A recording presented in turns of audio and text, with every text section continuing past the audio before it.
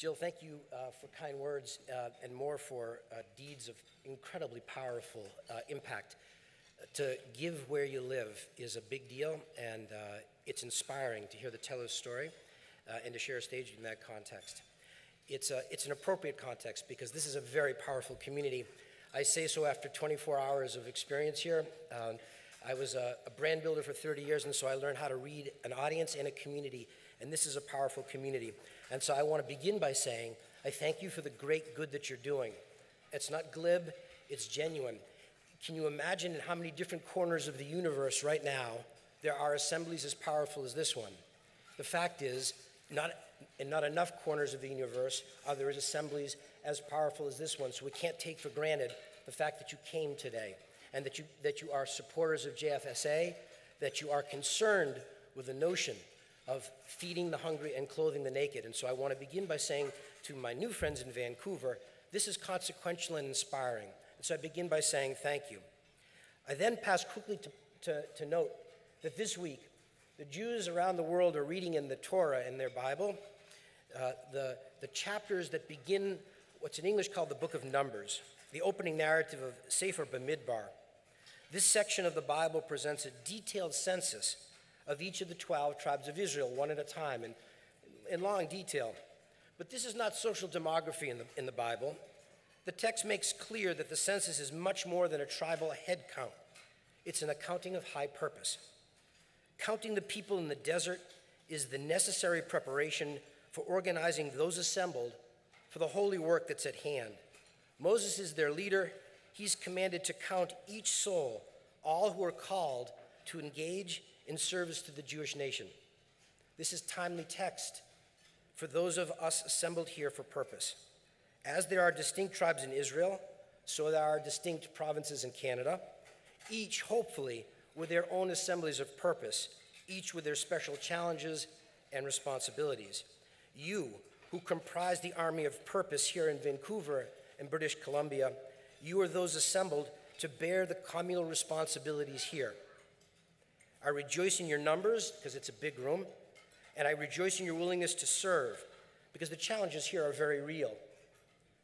In this beautiful city, Vancouver, we know we experience too high a rate of childhood poverty. We know 900,000 of our fellow Canadians have to have access to a food bank every month. We know that 90,000 of those souls live in British Columbia, and we know that even for all the efforts we make to make the food bank on Ash Street available to the Jews of Vancouver who are hungry, for all those efforts, we know that 32% of Canadians who access food banks are children, hungry children. In this time and at this age, it's not just an impossibility, it's an abhorrent notion.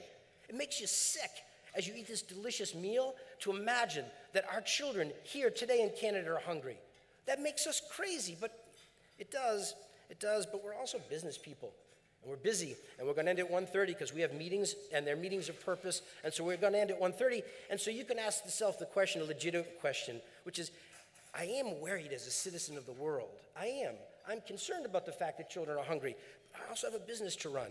I'm the CEO of a for-profit company. Is this, in fact, my problem, or is this something that I say, geez, that's terrible, and I go back to work?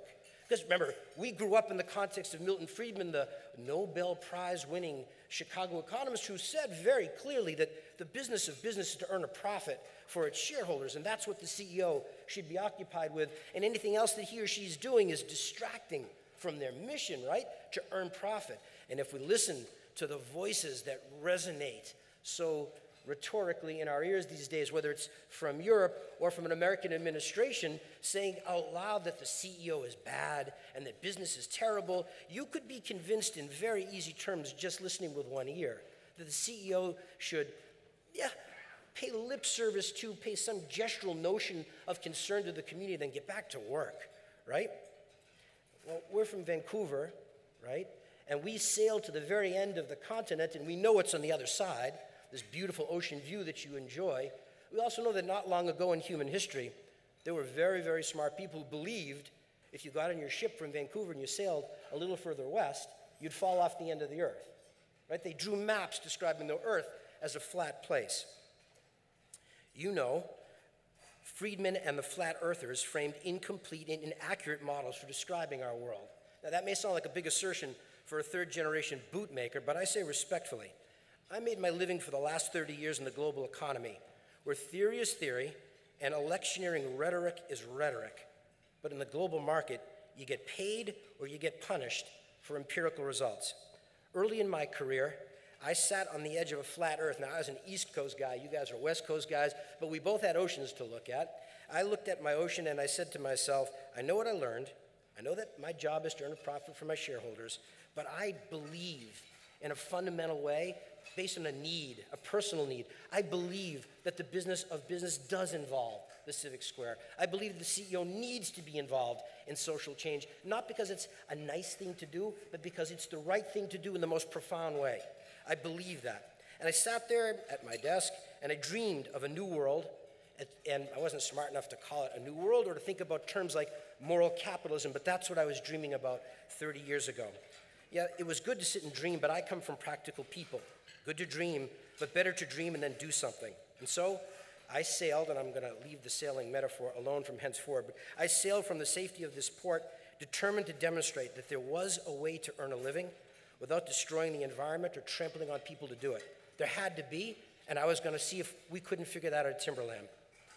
After too much trial and error, I admit that freely, too much trial and error and too many years of searching, we did find a route. And this morning I want to share with you what we found and what we learned. What we found fundamentally is that moral capitalism is not a fiction. It's a reality that can be lived, a model that can drive sustainable shareholder returns and important civic outcomes. At the same time, we can earn our quarterly earnings and we can be a force for good in the civic square. I'm the third generation of my family to grow up in the factory. I grew up with my grandfather and my dad. Factories are extraordinary places. They're full of sights and sounds, smells and emotions and experience, and so is ours.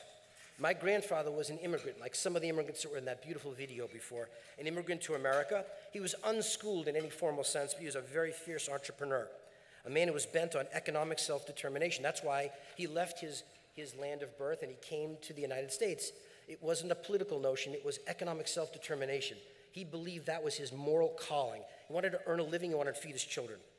He was an entrepreneur who launched 2 businesses that failed.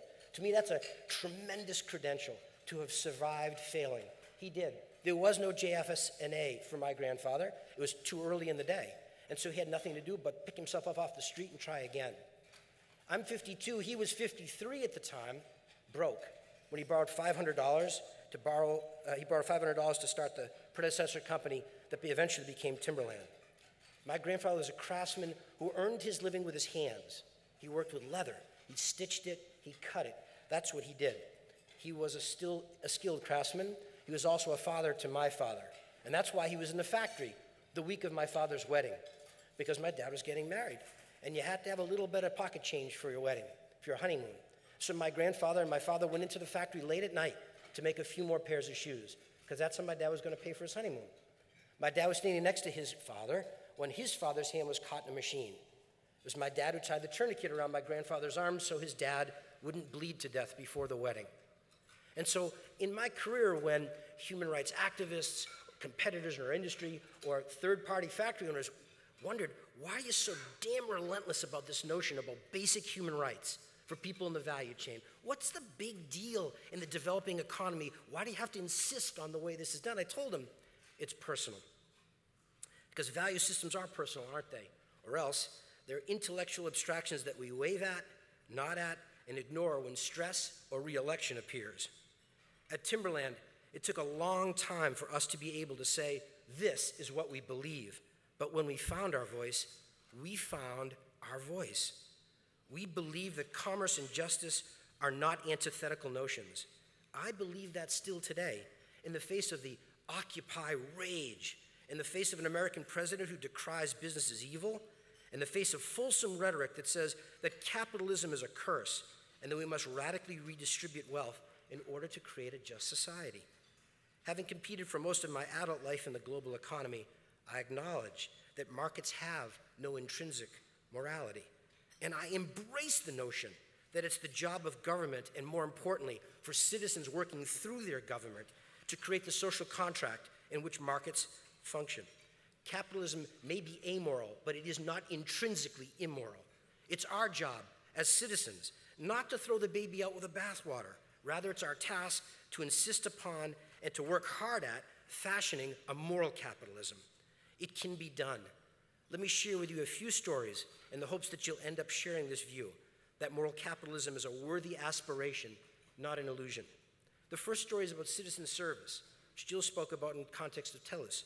And I want to tell you how it transformed our company. In 1988, we were approached by a young group of social entrepreneurs in Boston who said, we're 50 young people who want to save the world, come serve with us. Actually, they didn't say come serve with us. They said the same thing to me as they say to every CEO in this room, which is, we need something you got, money or services, or in my case, boots. They could do everything they needed to save the world, but they were barefoot apparently, so they wanted 50 pairs of boots. And in a philanthropic gesture, I sent them 50 pairs of boots. It was the last philanthropic thing we ever did in terms of citizen service. We went with them. We did a day of service in the community where we live and work. I drove to the office. I sat in the office. I made big decisions. I was full of it, and I was full of myself. But then they took me by the hand, and they said, get up me on the podium and come into the community and see. Just see, bear witness, do some service. And I thought, service is what you get at a restaurant. But we went and we did service, and I thought to myself, wow, I may not be the smartest guy in the world, but I am Nathan's grandson, and I smell a good idea when I see one. And I came back to the office and did what all good entrepreneurs in my family do, which is we rip off other people's ideas and call them our own. So I came back in the office and said, I've seen the light. And the guys are like, here he goes again. I said, no, what we're going to do is we're going to make service part of how we run our company. People thought, what? And so I said, no, stick with me. If you ask Americans, and I'm sure it's true if you ask Canadians, what do you think about it? Am I my brother's keeper? They say yes. And they say, do you care about the notion of service? I do. And then you say, how about do you do it? And they say, I got a mortgage, I got a job, I've got kids, I got a soccer carpool, I got a ride. I mean to do this, I just can't figure out how to do it. Well, our big innovation was we figured out how to do it. We said to people, we're going to create something called Path of Service. We will invite you to use your genius, share your strength during the work day. We'll pay you to do service. We'll use work time to do service. And I tell you, our board's reaction to that initially was, you're going to pay people not to come into the office. I said, no, it's not a furlough. I got a deep conviction that people have this need to be connected to a sense of purpose. Let me try. We're a publicly traded company, and we have even though our family was the principal shareholder, we had an independent and really ornery board, maybe like yours. Tough people, men and women their central job purpose was to make me miserable, and they did a great job of it. They did, and they said, you can try this, and so we tried it. I told you the only philanthropic thing we ever did in citizen service was send those first 50 pairs of boots to City Year, because the hundreds of thousands, not the 4 million, because we're a smaller company than TELUS, but the hundreds of thousands of hours of service we've done transformed Timberland in ways that were all about shareholder return and civic impact, not get ours and give back, and in an integrated way. When you send executives out into the marketplace to build a swing set, to build a playground for kids, it is an unbelievably humbling experience. You watch the master blasters think, okay, what do I do now, right? And you watch these really powerful people who know they know the answer encounter the fact that they don't even have the right question. By serving as volunteers, we learned how to problem solve as a business in ways we could never have figured out with any executive training program you ever shake a stick at. People felt the joy of a sharp deadline, an urgent outcome, and a purpose. They left working in their local communities with a sense of this is where I live, and they know that I live there. Now, that's not great for the Hollywood scripts that want to see these soulless, faceless, uncaring corporations. It ain't great for Hollywood, but it is good for the shareholders. It transformed our reputation. It transformed the way we do business, and it created strength in our culture that endures even after I sold the company to a third party. Investing time in the communities we live and work in built our reputation, which is good for our shareholders. Everybody who runs a business, whether it's an architectural firm or a law firm or a bank or a telecommunications company, what's the number one issue that constrains you? It's nothing except the question of talent. And so we got Fortune magazine and Business Ethics and everybody and their mother-in-law to tell our customers and our potential employees, Timberland's a company you want to do business with. Now, that's not why we serve in the community, But I argue this is moral capitalism, when you do what is good for your shareholders and simultaneously what's good for your community.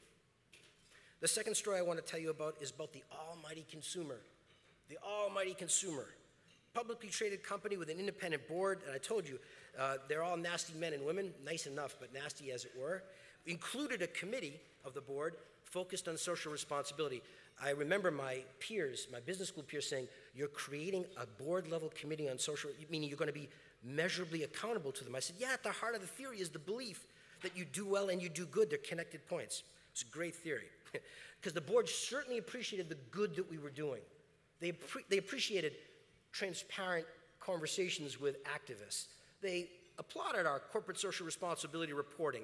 They thought it was great that environmental stewardship and carbon neutrality were part of how we ran the business, and they thought the citizen service stuff was just grand. They showed up at all the events, and I thought this was going to be a real plus on my annual review. It turns out it wasn't, because the board said everything you're doing is good, comma, but. That but is always a tough one in a boardroom, right? And so the but was, what's the but? There's no connection to the consumer. And if there's no connection to the consumer, this isn't sustainable. And I said, what do you mean? They said, if you ask consumers why they're buying your services or our boots, they say back it's high quality this, or it's low price that, or it's great service that, but they never said back it's because you don't abuse workers in China. They said, if you abuse workers in China, we'll penalize you, but won't reward you for it. We expect you to act morally. I mean, no business really does, because all corporate CEOs are scumbags, but as long as we don't catch you doing it, it's no big deal, right? Because we're busy as consumers, and we have absolutely no concern about the civic marketplace. That's absolutely not true, but businesses hadn't learned, and still haven't learned, how to frame that question. The board said, I appreciate the good you're doing. It's nice, but nice isn't good enough. We insist that you demonstrate in the center of the business model that this notion of living values is relevant to consumers, because if it is, that's the flywheel, right? If you got a consumer saying, the reason that I consume hiking boots or hiking jackets, part of the reason we do is because of the way the enterprise is organized, the values of the place, that's a model that could be scaled. So in this crucible of the demanding board was born this notion called Earthkeeper. And I'm not here selling you boots. I sold the company. It's somebody else's company. I am very loyal to it, but I'm not trying to tell you buy a pair of boots. I'm just trying to tell you that there is a way to invite the consumer to also be a voter.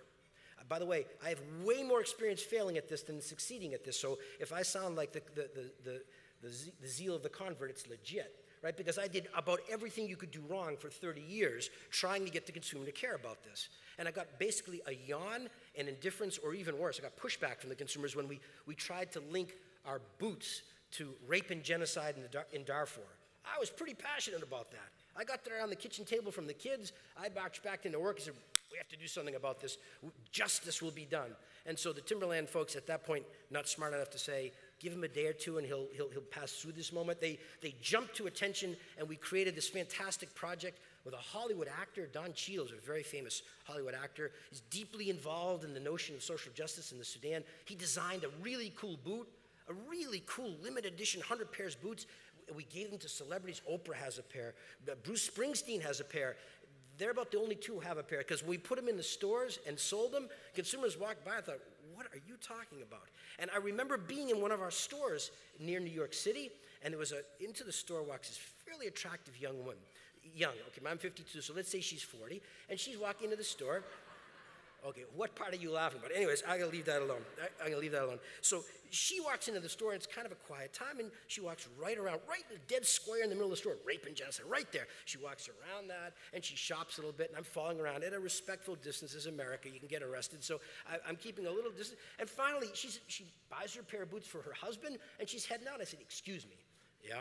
Because there weren't that many people in the store, and I think she saw I was stalking her. She said, what do you want? I said, you've kind of made this big circle around this. We worked hard. Don Cheadle, famous, terribly. She says, I didn't come into a shoe store to talk about rape and genocide. I came into the shoe store to buy a pair of shoes. I thought, yep. So I went back. What the advantage of business travel is you have the whole plane ride back to think how you're going to explain this to the team, right? Because you have to say, this wasn't a good idea, fellas. So I had to invent an excuse for it, and actually a wonderful one. This is, but there's value in this story. I failed so many times at trying to connect consumerism to the notion of social justice that I finally woke up to the humility of asking questions rather than making statements. You can say, you should have figured that out a long time ago. I told you, this took too long. That's why I'm telling you the story, not to amuse, but don't make the same mistake and don't waste time like I did, because we don't have time to waste, because there's 90,000 people here in British Columbia who need access to food banks to feed, and the government's doing its bit and the church is doing its bit, but we gotta do our bit as for-profit CEOs, and it goes beyond what we're doing, even all the good we're doing. So you can't waste time like I did. That's why I came to tell you this story. I went and saw an American politician of great repute. I knew him in the context of citizen service, and I made an appointment to see him at his office in Harlem, and he had one of the Darfur boots. He said, yeah, I have one of the boots, I appreciate it. But you aren't thinking this through. You aren't linking your story directly to justice in a way that makes sense. And I said, tell me what you mean by that. He said, you need to build environmentally thoughtful product. Your logo is a tree. Your business is the outdoors. He says, this has nothing to do with the environment, Jeff. It has to do with making it clear and simple to consumers. Your job is to sell boots. If you want to save the world while you sell boots, that's great. Just don't confuse for a minute. Your job is to sell boots. Save the world while you save boots, not as a separate idea. He said, his famous line was, he tapped me on the forehead, he says, your logo is a tree. Remember that. Now leave. So I left, and I went back to New Hampshire, and after our former president of the United States tells you things, and you can rip it off as your own idea, I walked around and said, our logo is a tree. People said, who came up with that? I said, okay, it was President Clinton. But anyways, eventually I got to the point where I could tell the truth some of the time at work. So what did we do? We went to work at building an environmentally thoughtful product to consumers, not a green boot, a spectacular, high-performance, beautiful boot that performs, and is green. And we didn't start reforesting all of a sudden. We've been doing reforestation around the world for 20 years. We've planted 5 million trees in China before we ever sold one pair of boots there, because that's what we believe is the right thing to do. We're Yankees from the East Coast of America, frugal, waste not, want not environmental. I don't want a conversation about global warming. Let the politicians beat each other to death with that. I'd rather have a conversation about who's against the idea of reforesting deforested lands. Nobody.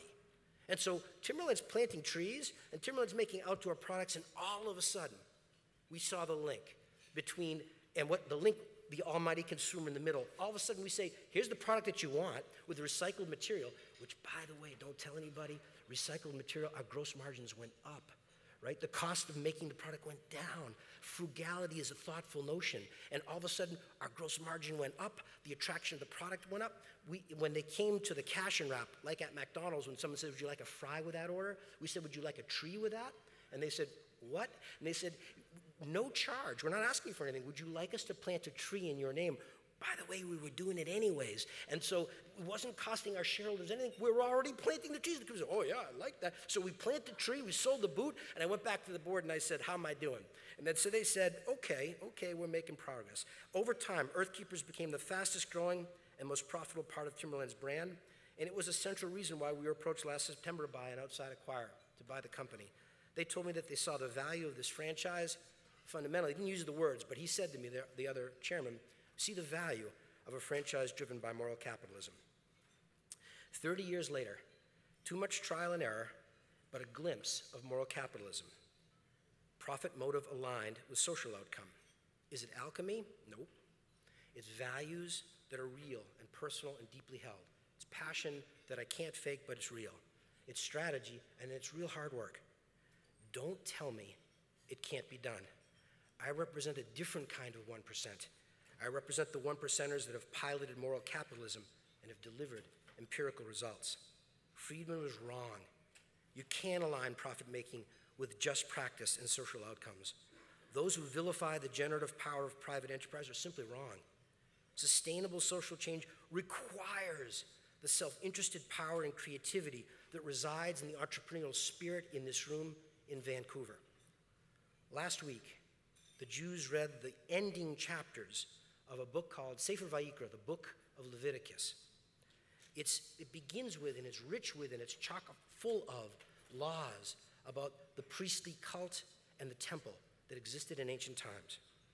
But the book of Leviticus doesn't end with the priests. It's anomalous. If you look at the book of Leviticus, the last 2 chapters don't deal with priests. They deal with the marketplace. Not an untrammeled soulless marketplace, rather a marketplace framed and envisioned as a moral marketplace.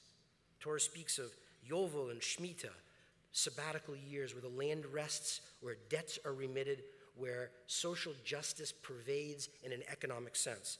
There is reverence in the text for the creative energy of the private sector, and equally clear recognition that we don't serve markets.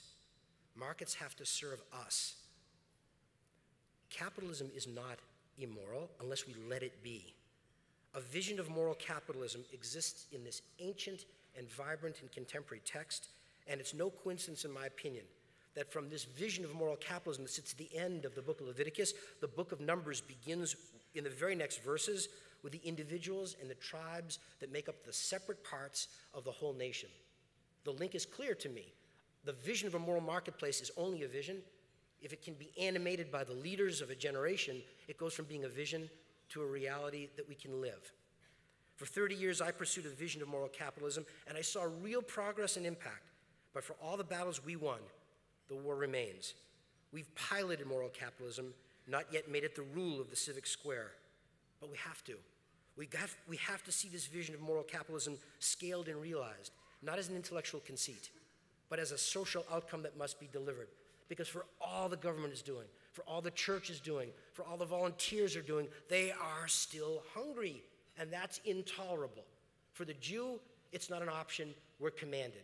For every member of any nation, it's a moral imperative that needs to be heard. In Vancouver, by your presence, you signal your deep commitment to the same outcome, which is why I return to the opening images from the book of Numbers, to the census of the assembled tribes, to this powerful tribe here in Vancouver, and I conclude with this story. There was an old woman, and everybody thinks he's going to say she lived in a shoe, but I don't say that, I don't. Yeah, I wear shoes. They're not even Timberland, these ones, but this is a fancy event. There was this old woman, and she lived in a neighborhood. Now, I'm not familiar enough with your city to say that she lived in downtown East Side. I'm not sure which street she lived on.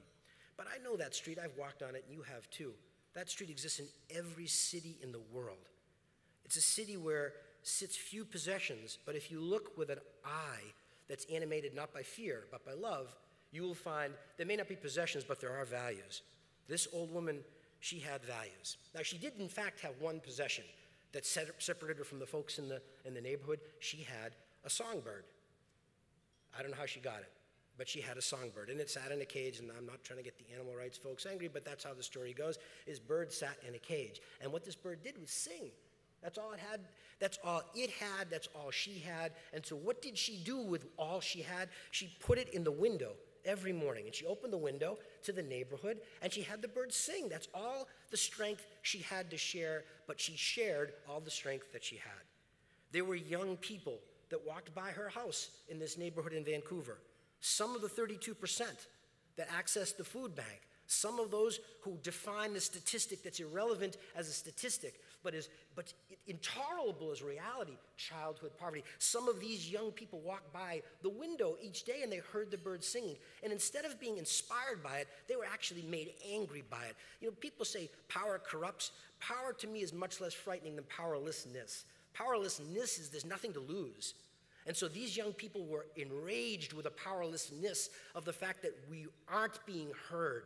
They were full of a rage at the certainness. How is it possible in this day and age? There's not enough food. How is it possible that I'm not getting the education that I need and deserve? Where's the love? And so what they did is they perverted that emotion and they hatched the plan, because some of the best entrepreneurs in my home city in Boston are in neighborhoods that you and I wouldn't be comfortable walking in all the time. They're very successful entrepreneurs. Their business isn't the business we want done, but they're good at what they do. These young guys had a strategic plan and they executed it. Here's their plan. We're going to snatch the bird. But it's not good enough to snatch the bird. They snatched the bird and they confronted the old woman. And their plan was this. They were going to take the bird out of the cage and put it in their hands. Holding the bird in their hand, they would approach the old woman and say, "Old woman, is the bird alive or is the bird dead?" And it went like this. If the woman said the bird is alive, they would kill the bird and say, "No, you see, this bird is dead." And if she said, "I think the bird is dead," they would open their hands, let the bird fly away. So it was a well-executed Hollywood horror movie, right? They're going to get her once by stealing it, and twice by kind of grinding her face in it. And they executed their plan. They stood before this woman, And they held their hands like this, and they asked her, old woman, is this bird alive or is this bird dead? They asked, is it the government's job alone to perfect our civic failures? They asked, is it the church's role? Or does, in fact, for-profit business have a role to play? Is capitalism greed and exploitation, or can it be moral capitalism, a vital element of sustainable social change? They stood in front of the old woman and said, is the bird alive or is the bird dead? The old woman looked at these young people. All she had were her values and her wisdom. And she looked at these young men and she said, here's all I can tell you. Is the bird alive or dead? I don't know, but this much I do know. The answer is in your hands. Numbered here, an assembly of leaders. Numbered here, all that's needed to transform civic living in Vancouver and British Columbia.